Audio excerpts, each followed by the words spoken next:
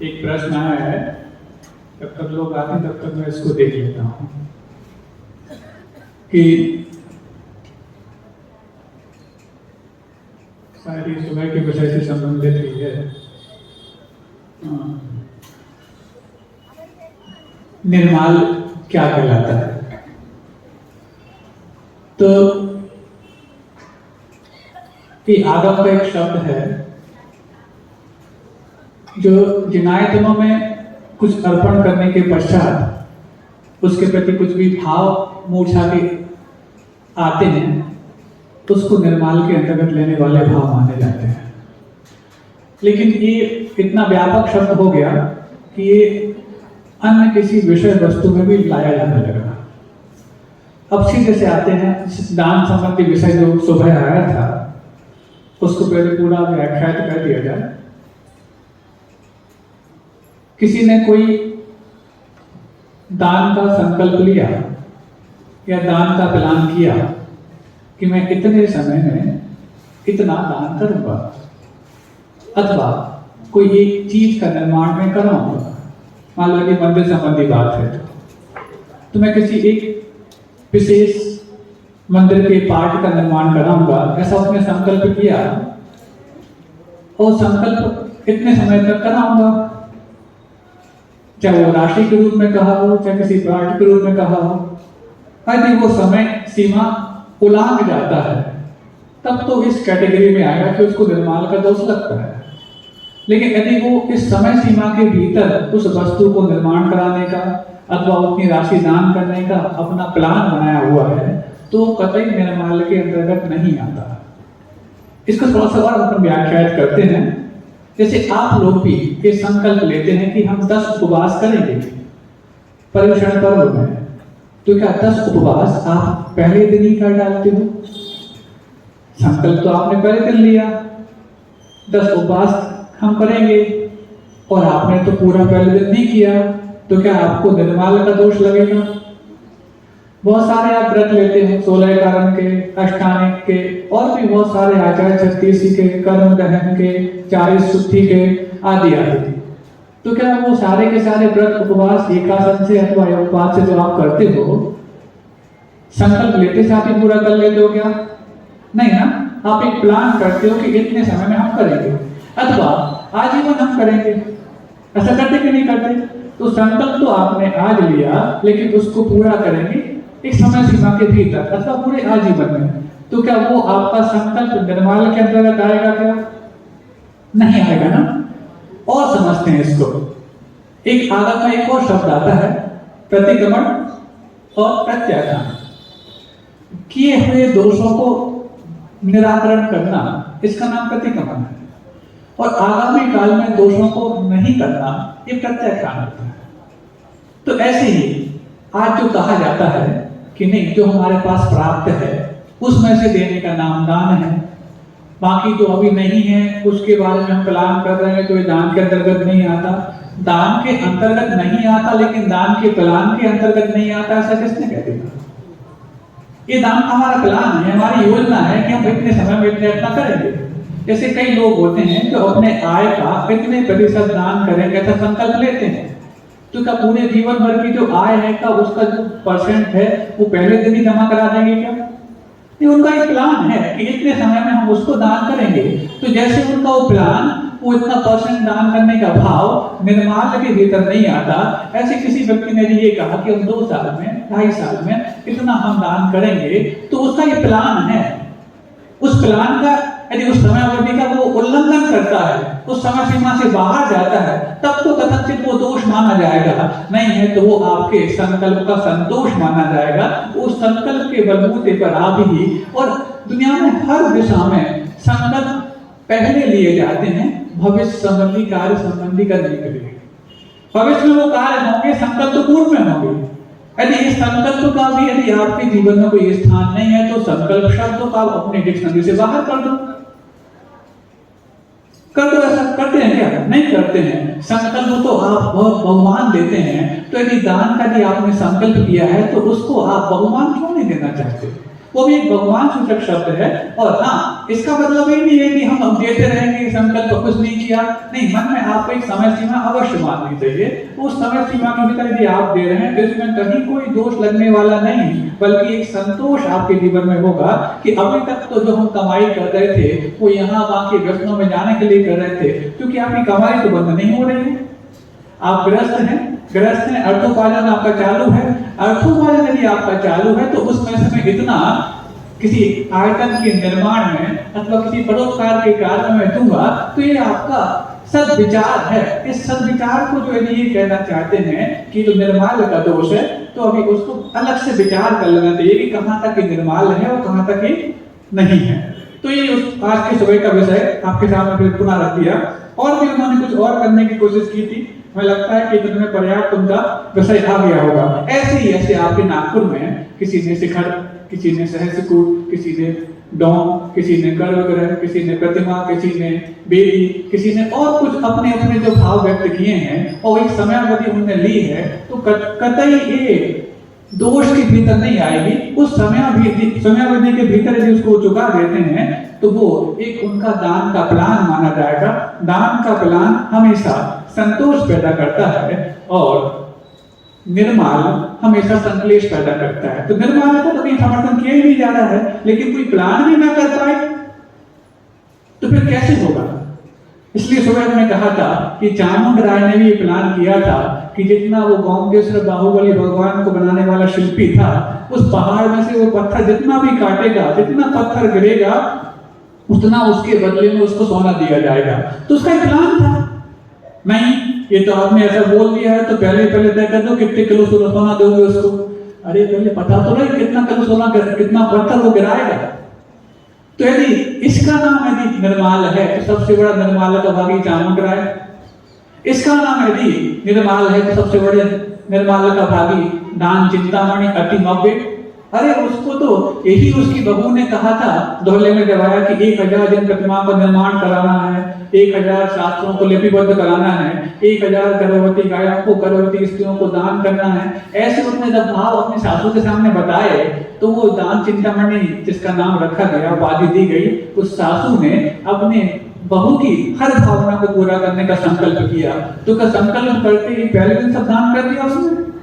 व्यवस्थित उसको विधिवत तरीके से उसको प्लान करके किया, तब तो जाकर के उसको दान चिंतामणि की उपाधि दी गई। अरे जिसके लिए दान चिंतामणि की उपाधि दी गई है, यदि इस प्रकार के प्लान को भी निर्माल का दोष कहे तो उसको विचार करना आवश्यक है। मुझे लगता है कि इतना पर्याप्त है। पाड़ा साय ने भी कितने सारी प्रतिमाओं को निर्माण कराने का संकल्प किया था, तो क्या पहले दिन कर दिया था? ऐसे आपने भी अपने मन में निर्माण करने का संकल्प किया है, तो वो संकल्प समयावधि के भीतर आप पूरा करते हैं, या व्यक्तिगत रूप में आप लोगों ने जिन जिन मदों में उनमें भाग लिया है उसको समयावधि के भीतर यदि पूरा कर देते हैं तो कहीं वो कोई दोष नहीं है। वो एक दान का प्लान है और प्लान तो हर व्यक्ति को करना आवश्यक होता है।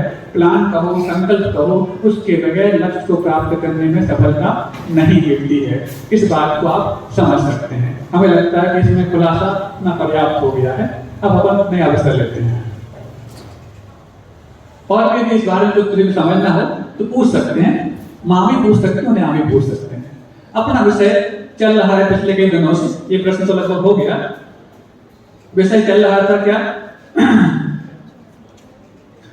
हाँ, कल का थोड़ा सा विषय कुछ लोगों को जो कल शाम को यहाँ पर विषय हुआ था, उस विषय के बारे में थोड़ा सा हम ब्रीफिंग करते हैं उसकी, कि आपको अपने बच्चों की परवरिश करते वक्त किन किन चीजों का ध्यान रखें। क्योंकि कल का विषय बहुत पता नहीं आप लोगों के पुण्य से बहुत आपके लिए हितकारी था। हितकारी तो रोज का ही है, लेकिन हितकारी विषय को पुनः प्राप्त कर पाना इतना आसान नहीं होता। कुछ विशेष पुण्य होता है तब जाकर हितकारी विषय मिल पाते हैं। तो उसका संक्षिप्तीकरण मात्र कर रहे हैं, फिर उसके बाद आज का विषय उसके साथ हम जोड़ देंगे। तो सबसे पहले बच्चों के अंदर संकल्प शक्ति पैदा की जाए। संकल्प शक्ति क्यों आवश्यक है? क्योंकि जब तक वो छोटे छोटे संकल्पों को लेने की आदत अपने जीवन में नहीं डालेंगे, तब तक बड़े बड़े साहस और निर्णय लेने की क्षमता उनके अंतर्गत नहीं आ पाएगी। बड़े निर्णय लेने की क्षमता, जैसे चाहे वो अपने जीवनोपयोगी अर्थोपार्जन करने का तरीका हो, अथवा आपके इस क्षेत्र में जहाँ पर चारित्र का क्षेत्र होता है वहां पर अपने आप को आगे बढ़ाने का कोई तरीका हो, अथवा नहीं है तो चाहे वो गृहस्थ हो चाहे वो साधु हो, हर व्यक्ति का लक्ष्य तो यही है कि उसको अपने जीवन का अंत यानी मरण संलिग्ना पूर्वक करना है। लेकिन संलिग्ना के समय ना आपका शरीर ज्यादा काम करता है, ना आपकी इंद्रियां ज्यादा काम करती हैं, ना आपका मन आपके काबू में रह पाता है। यदि आपने व्यवस्थित एक वृद्धावस्था में संलिग्ना की ओर अग्रसर पैर किए हैं तो उस वक्त सिर्फ और सिर्फ आपकी आदत काम करती है। तो आदत यदि आपकी संकल्पों को लेने की है तब जाकर के उस समय आप वो अंतिम संकल्प ले पाएंगे कि आजीवन चारों प्रकार के आहार का त्याग और फिर आजीवन सारे विकल्पों से परिक्रमों से अपने आप को मुक्त करने का संकल्प। ये कब हो पाएगा? जब आपके पूर्व के जीवन में, मतलब इस जीवन के पूर्व अवस्था में आपको यदि छोटे छोटे संकल्पों को लेने की आदत आपने डाली है, तभी जाकर के आपका संकल्प पूरा हो सकता है। नहीं है तो फिर मासोपवास करने वाले व्यक्ति जिनके पास मासोपवास करने का अनुभव है और यदि अंत समय में डॉक्टर बोल दे कि अब इनका सिर्फ 24 घंटे शेष जीवन बचा हुआ है, अब उनके आसपास के परिचारक उनसे कहें कि जब 24 घंटे शेष जीवन बचा है तो अच्छा है कि त्याग कर दो पूरा। नहीं, अरे आपने तो जिस समय खाते पीते रहता था, जिस समय आपको भूख लगती थी, उस समय आपने एक महीने का उपवास किया है। अब तो सिर्फ आपका एक दिन का जीवन बचा हुआ है और एक दिन का जीवन बचा होने के बावजूद भी भूख प्यास सब बंद हो गई है। जो भी लेते हैं लौट जाता है, इससे अच्छा त्याग कर दो। नहीं करता। क्यों नहीं कर पा रहा वो? जब लेते नहीं बंदा और 24 घंटे का शेष जीवन बचा हुआ है तो त्याग करने में क्या दिक्कत? आजीवन भले उसने एक महीने का मासोपवास करने का संकल्प पूर्व में ले डाला है, लेकिन मासोपवास का संकल्प करने वाले उनको ये त्याग नहीं करने की आदत थी कि मुझे आजीवन भोजन का त्याग करना है, एक महीने का त्याग करना, उसके बाद तो लेना है। तो ये आदत उस समय जब कि आपको आजीवन त्याग करने का प्रसंग आया, काम नहीं कर पाए। यदि आपको आजीवन त्याग करने के छोटे छोटे संकल्पों के बारे में पहले से महारत हासिल है, तब जाकर के भले 24 घंटे या 24 दिन का शेष जीवन बचा हो, आप ये भाव कर पाएंगे और साहस कर पाएंगे कि मेरा अब आजीवन त्याग। क्योंकि उस समय बाद आदत काम करती है, आपका मन, आपकी इंद्रियां, आपका शरीर और शिथिल होने लगता है। ऐसी शिथिल अवस्था में सिर्फ और सिर्फ आदतें काम करेंगी। इसलिए आपको अपना स्वयं के लिए भी और बच्चों के लिए भी छोटे छोटे संकल्पों को लेने की आदत होता है, पहला चीज। दूसरा कल एक और बताया था कि उनके अंदर हाथ खोलने के अवसर प्रदान करें। हाथ खोलने का मतलब जब लोगों को जोड़ने की बात आए तो हाथ मुट्ठी बांध के रखें, और जब धन को छोड़ने की बात आए तो हाथ मुट्ठी खोल के रखें। क्योंकि इस मुट्ठी खोलने से आपके अंदर की कोंठाएं खुलती हैं, गांठें खुलती हैं, जो गांठें बाद में जाकर के कैंसर, टीबी और कई प्रकार की सिस्ट के लिए कारण बनती हैं, ट्यूमर के लिए कारण बनती हैं। वो ट्यूमर, सिस्ट और कुछ नहीं, हमारे विचारों की वो गांठ होती है जो शरीर में जब पनप के सामने आती है तो शिष्ट बन जाया करती है। क्योंकि कोई भी रोग उपजता मन में है, पनपता तन में है। हम समझते कि कल हमने ऐसा कुछ खा लिया और आज ऐसा हो गया, ये सब तो एक कैटलिस्ट बना था कल का खाया हुआ, जो आज हमारे लिए रोग के रूप में सामने आ चुका है। ये गांठों को खोलने का सबसे आसान उपाय है, कम से कम अपने हाथों को खोलना प्रारंभ करते हैं। जो समझदार माता पिता होते हैं या समझदार गृहस्थ होते हैं, वो कभी अपने अंदर चाहे विचार हो चाहे वो वैभव हो, इनको छुपाकर रखने का प्रयास नहीं करते,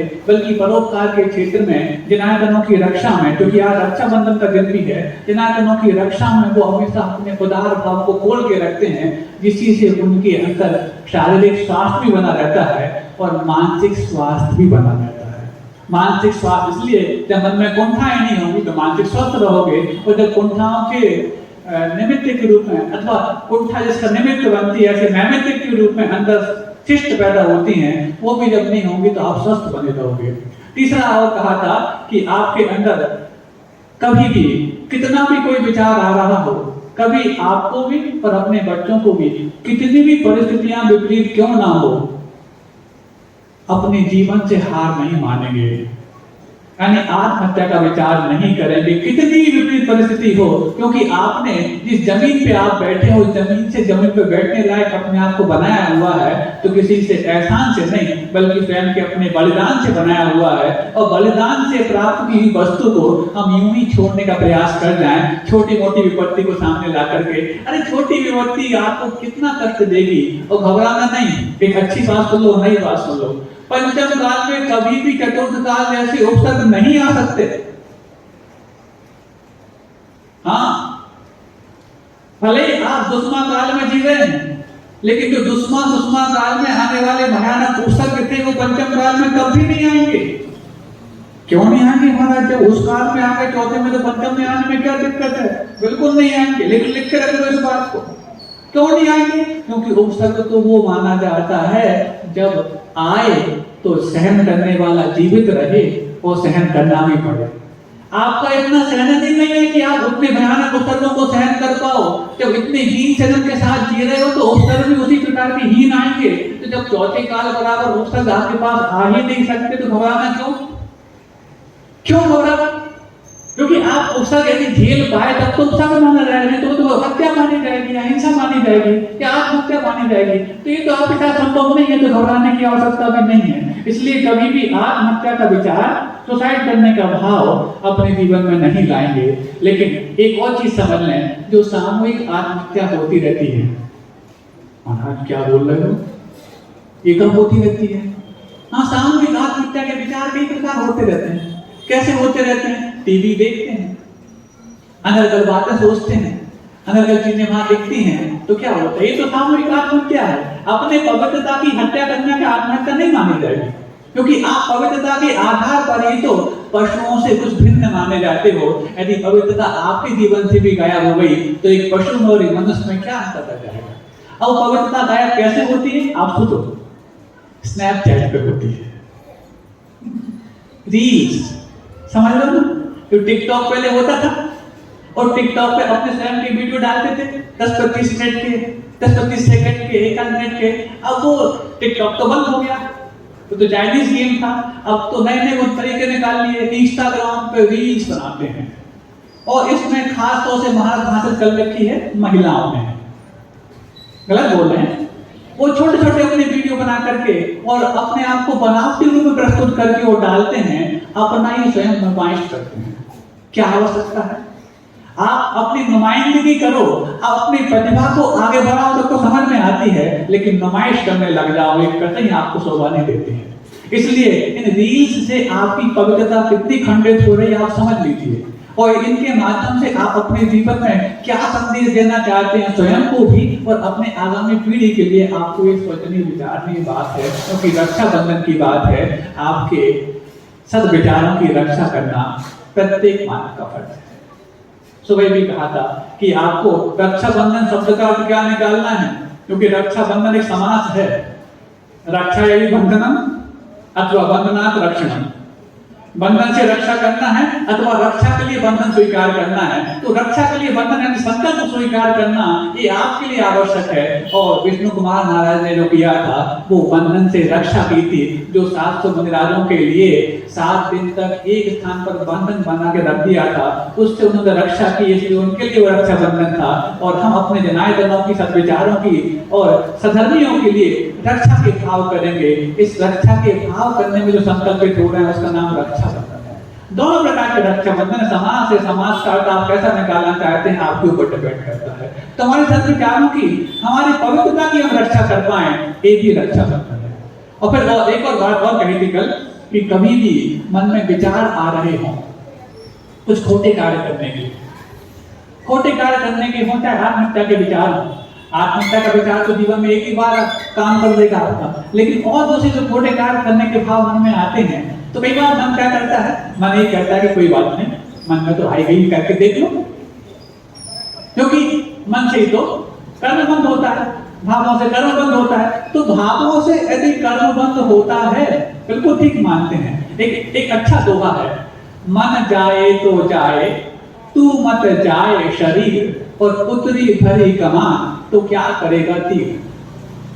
जब भी घाव होगा तीर से होगा, लेकिन तीर जब प्रत्यंचा पर चढ़े, उस धनुष और डोर पे चढ़े तब जाके वो तीर बाण बन पाएगा, किसी का घाव कर पाएगा। लेकिन यदि आपने वो डोर को निकाल के रख दिया है तो तीर क्या कर पाएगा।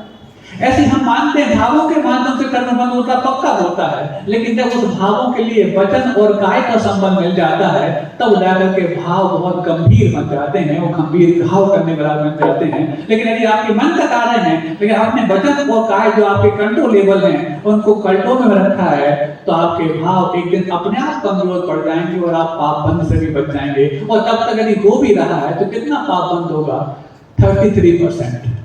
आप वचन और काय जो 67% उसका पार्ट है उसको तो अपने काबू में रख सकते हैं, लेकिन हम सोचते हैं अरे मन में तो आ ही गया करके देख लो। तो इसके लिए अच्छा उदाहरण दिया था, यदि आप लोगों के मन में ये भाव आते हैं, चाहे वो युवा वर्ग हो, चाहे वो बहनें हो, चाहे वो भाई हो, सबके मन में आज यंगस्टर हैं और कॉलेज लाइफ में जी रहे हैं, ये सब चीजें छोटी होगी, स्मोक करना, ड्रग्स लेना, ड्रिंकिंग करना और तमाम तरह की बहुत सारी चीजें हैं जो हम पहले विचार कर चुके हैं। यदि आपके अंदर में भाव आ गया, क्योंकि आसपास का सर्कल आपके लिए विजुअली मोटिवेट करता है और विजुअली इंपैक्ट 83% होता है, ऑडियल 11%, विद नोज 3.5%, विद टंग 1% और विद स्किन 1.5%। तो जो दिखाया जाता है वो आपको ज्यादा प्रभावकारी होता है, तो वहां दिखाया यही जा रहा है, क्योंकि जिस सर्कल में आप रहते हैं वहां पर ये सब चीजें आपको दिखा करके और आपको उलाहना दी जाती है कि तुम नहीं कर पा रहे। बाहर तो लोगों का काम होता है कि मुख के अंदर आग को भेजो, बाहर धुआं निकालो।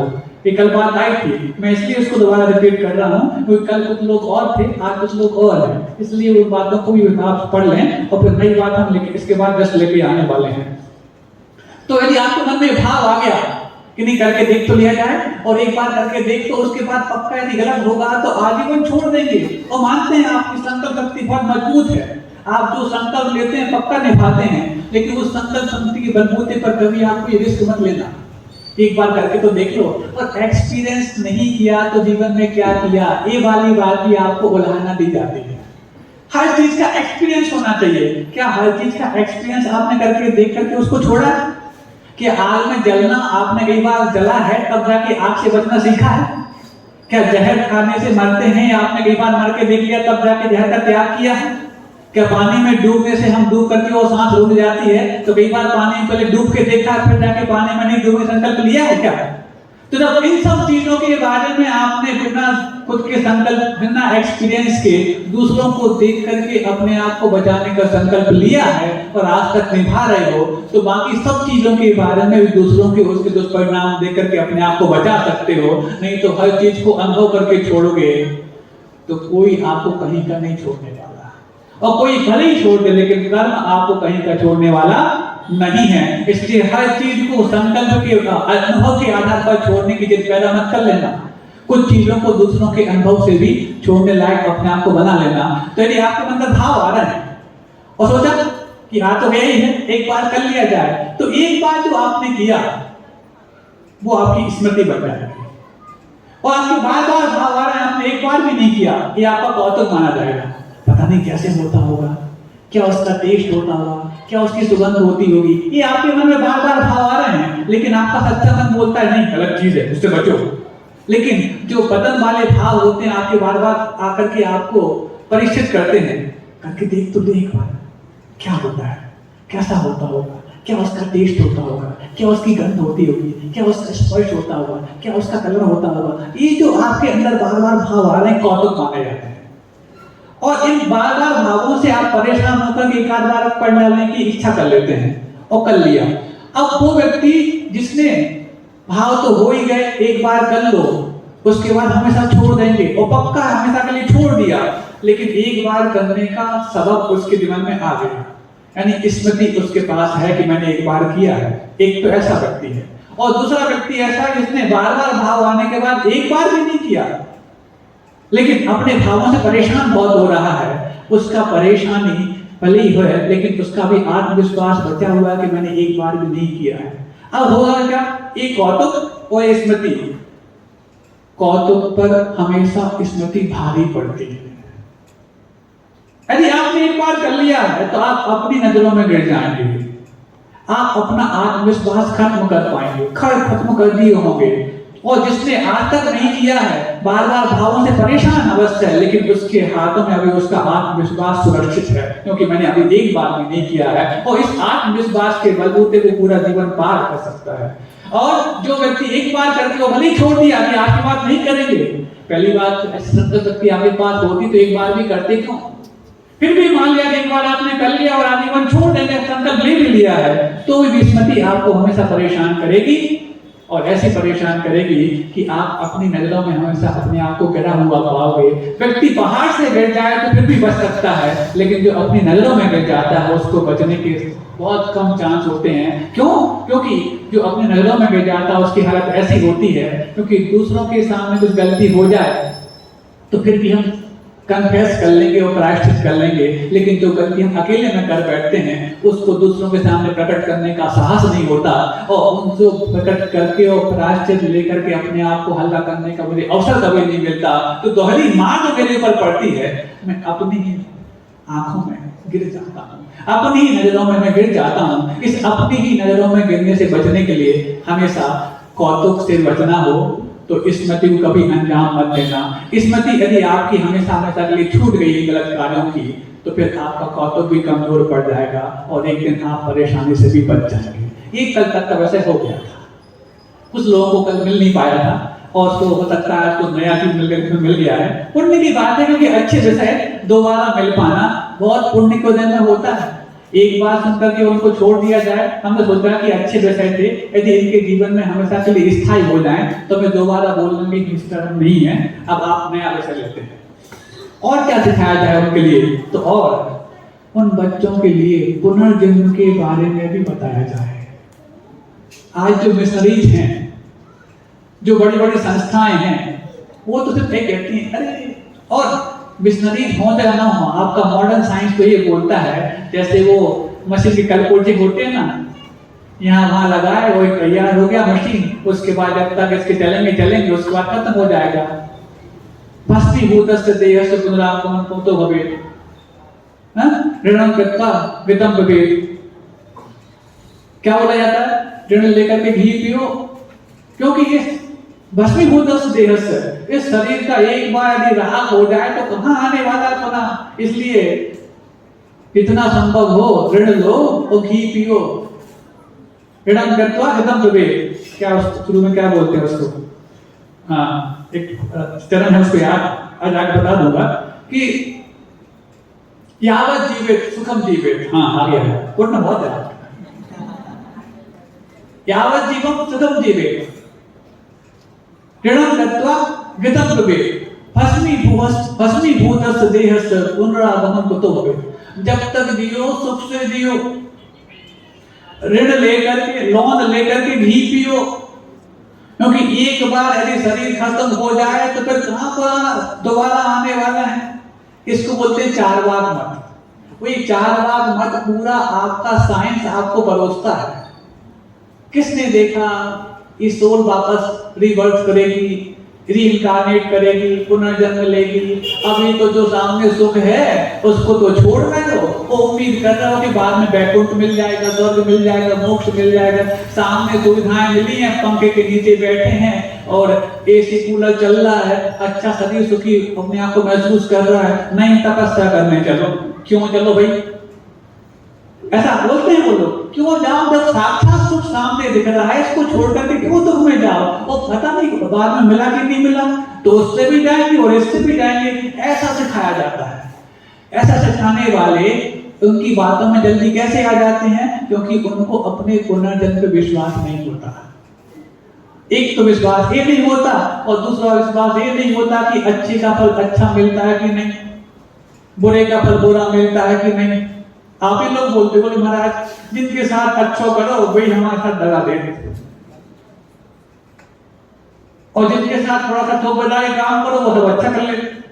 होता कि नहीं होता? हाँ, ये प्रश्न आपके आते रहते हैं बार बार हमारे पास। जिनके साथ अच्छा किया जाए वही हमारे लिए बुरा करता है। अब कितना हमें लगता है अच्छाई से तुम्हारा जी उठ गया है, तो बुरा करके देख लो, हो सकता है जी भर जाए तुम्हारा।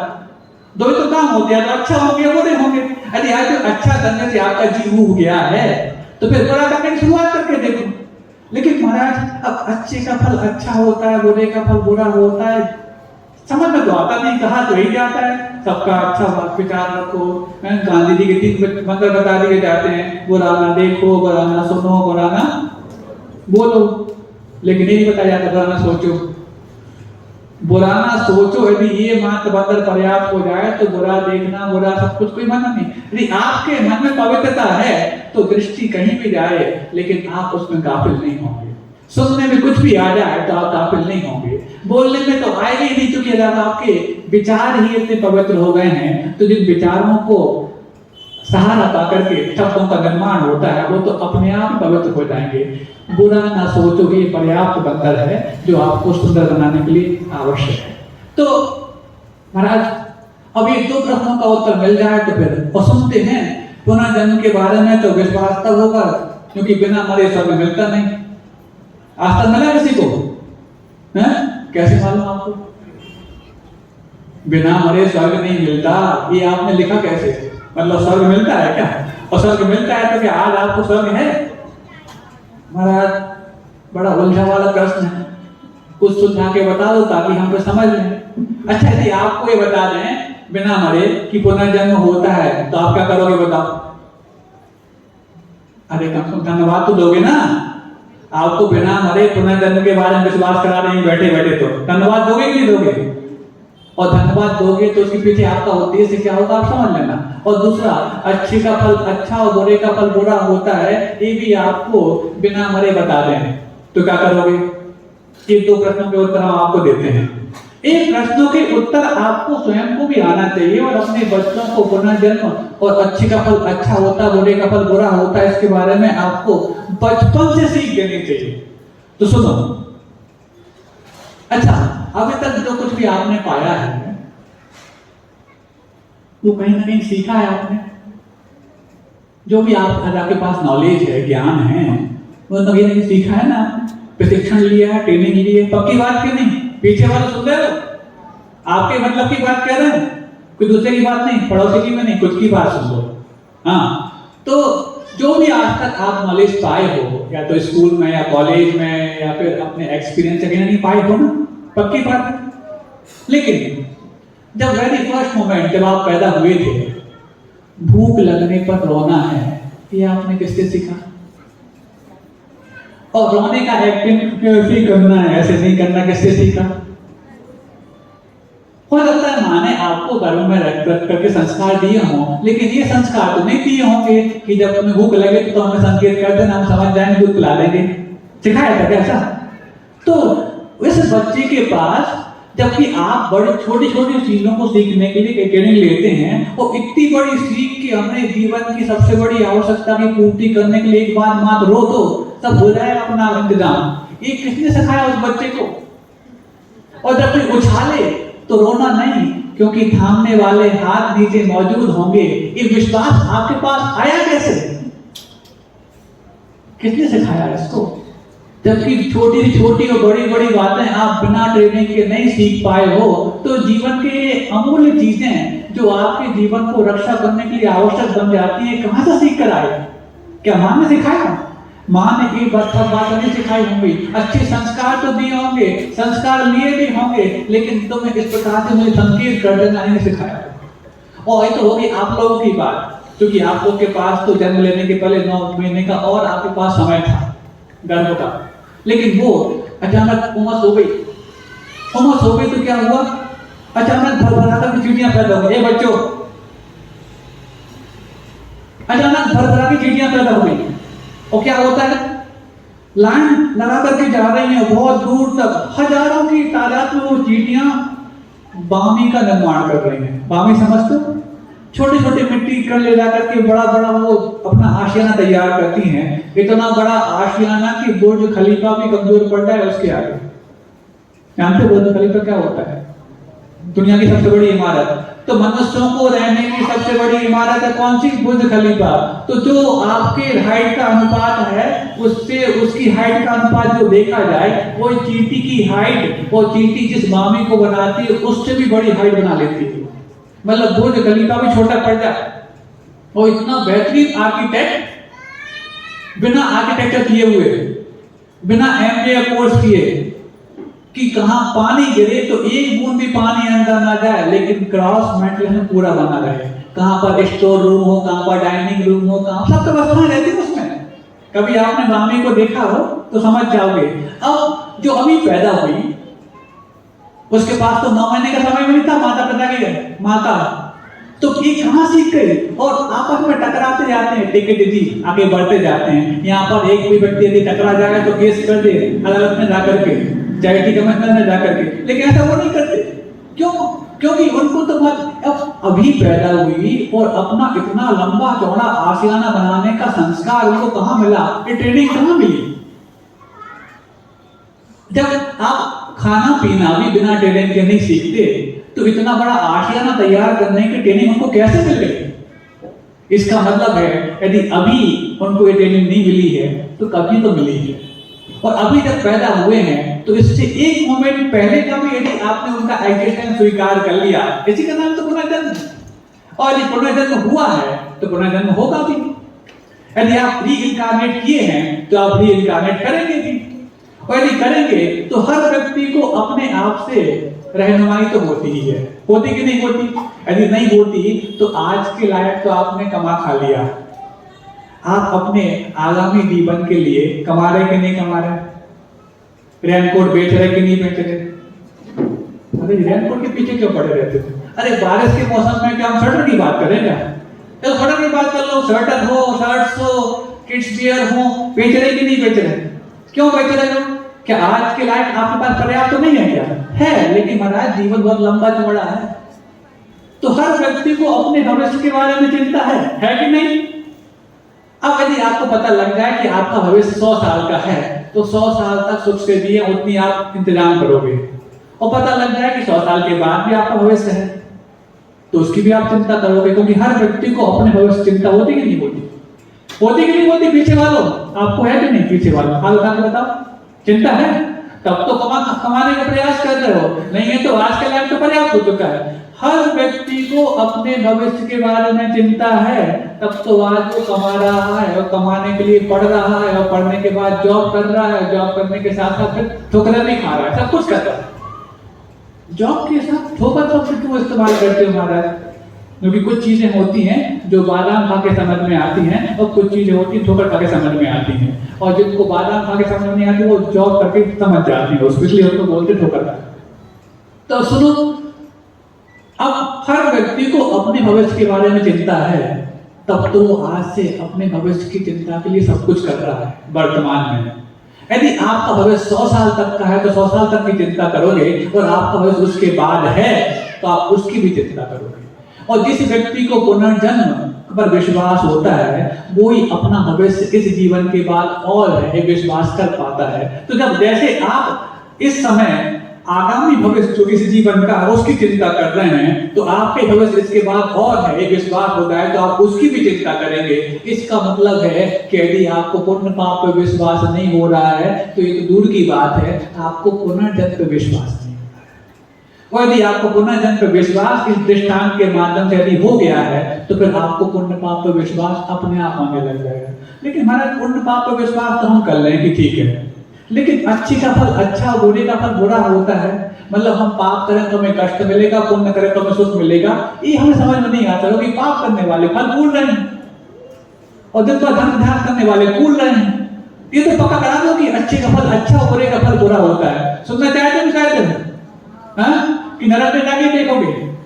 नहीं महाराज, हमको नरक ना मिलने वाला है। हमने तो पार्शनाथ भगवान को आचार्य जी के आशीर्वाद से, आप सबके आशीर्वाद से उनके नए आशियाने में पहुंचाने का संकल्प ले रखा है, तो हम लोग तो नरक नहीं जाएंगे। पक्की बात है कि नहीं? तो कहां जाएंगे? जल्दी स्वर्ग बोल दिया। क्योंकि अच्छे और नेक कार्य करने के भाव दुर्गति में जाने वालों के प्राय नहीं होते। इस आधार पर हम बोल रहे हैं। बाकी तो आपके जैसे भाव होंगे वैसे आप जाएंगे, तो आपको नरक तो नहीं जाना, पक्की बात है। तो नरक नहीं जाना तो कैसे पता पाओगे कि बुरे का फल बुरा होता है? महाराज अभी बताओ आपको क्यों? जब बिना मरे आपने ये बता दिया कि पुनर्जन्म होता है, कैसे बिना मरे वो बता दो कि अच्छे का फल अच्छा और बुरे का फल बुरा होता है। तो सुनो, बिना मरे बताता हूँ, 2 मिनट बताता हूँ आपको, और क्या मानना पड़ेगा। सुनो, मान लो आप कोई शत्रु है, होना नहीं चाहिए, आज तो वात्सल्य दिवस है, बात में सल नहीं होनी चाहिए। हाँ, आज तो वात्सल्य दिवस है। मान लो एक कल्पना में लाओ कि कोई आपका शत्रु है, वाकई में शत्रु है ऐसा मानना, लेकिन माना नहीं किसी शत्रु को। वो यदि कुछ धर्म ध्यान करने लग जाए, परोपकार करने लग जाए, पूजा पाठ करने लग जाए, अच्छे विचार रखने लग जाए, तो सब बताना, यदि आपका शत्रु ऐसे अच्छे काम करता है तो आपके मन में खुशी होती है कि पीड़ा होती है? शत्रु की बात कर रहे हैं। दोस्त करे तो, मित्र करे तो खुशी होगी, लेकिन यदि जिसको आपने शत्रु माना है वो यदि अच्छे काम करने लग जाएगा तो आपको अवश्य, अरे शत्रु माना है तो तब की बात कह रहे हैं, वैसे नहीं कह रहे हैं।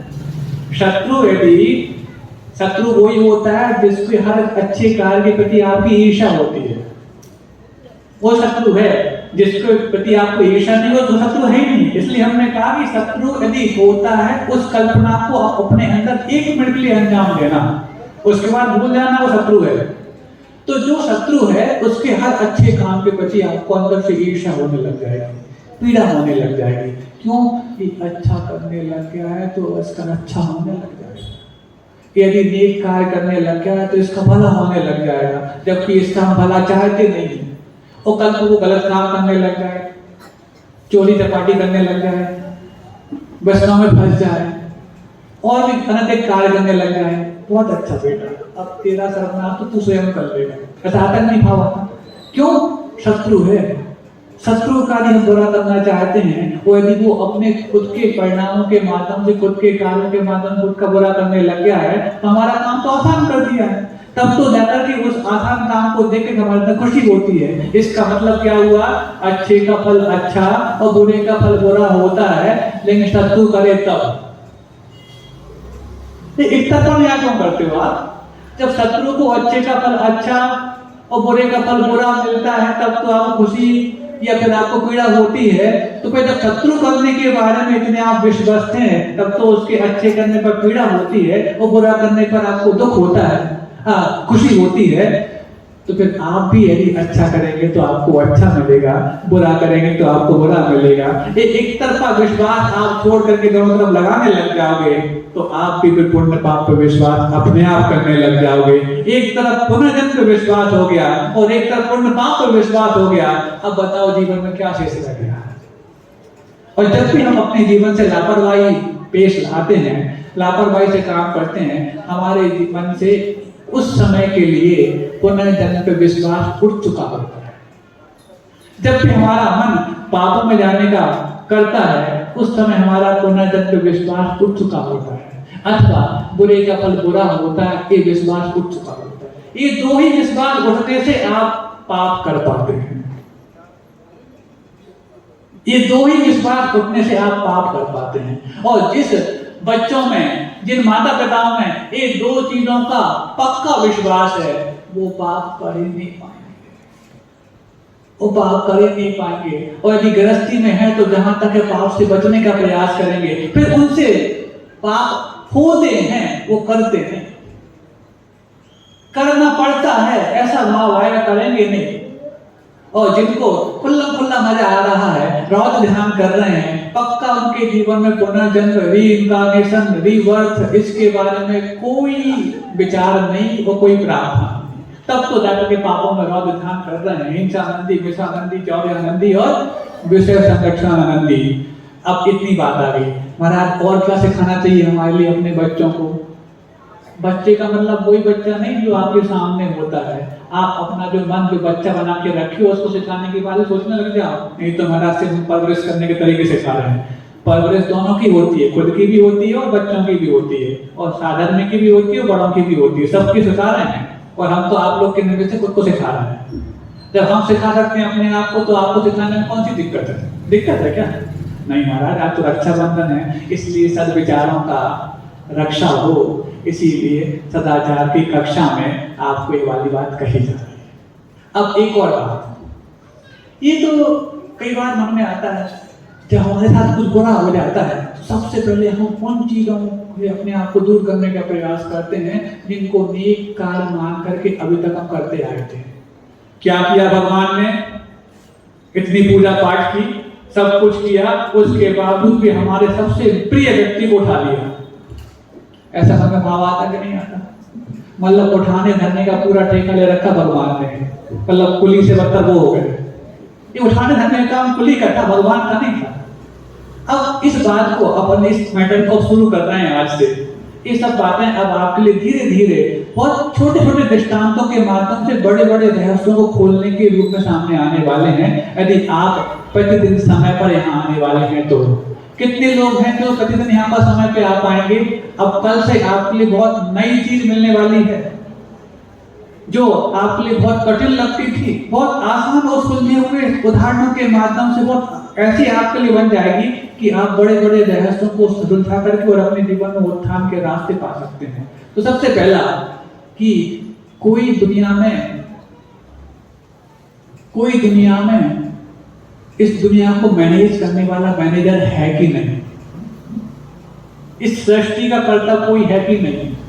उसकी मर्जी के बगैर एक पत्ता भी नहीं हिलता, ये जो कहा जाता है मूवीज में, वेब सीरीज में, अनुपमा का नाम सुन के ऐसे खेले खेल जाते हैं लोग को, जैसे नवकार मंत्र याद कर रहे हैं। पता नहीं ऐसा कितना इनको था इस समझ से उसकी बात को सुन करके। ऐसे बिल्कुल एक नाम नहीं लिया, मतलब उसकी उपमा ही अलग टाइप की है। किसी का नाम अनुपमा है, हर व्यक्ति देखता है। तब तो एक भी व्यक्ति यदि जिसको नहीं पता होता ना, तो उसको ये सुनने के बाद हंसी नहीं आती। अब ये दिखाया जाता क्या? उसकी मर्जी के बगैर पत्ता नहीं हिलता। अब उसकी मर्जी के बगैर पत्ता नहीं हिलता तो अच्छे कार्यों को करने का पूरा क्रेडिट खुद के खाते में लाते, और कुछ बुरा हो जाता तो दोस्त भगवान को। वाह अरे वाह। पहले कचरा फेंको डस्टबिन में, डस्टबिन नीचे होती है कि ऊपर होती है? कभी ऊपर कचरा फेंक के देखो तो पूरा खुद के ऊपर गिर जाएगा, लेकिन फेंक के ऊपर ही है।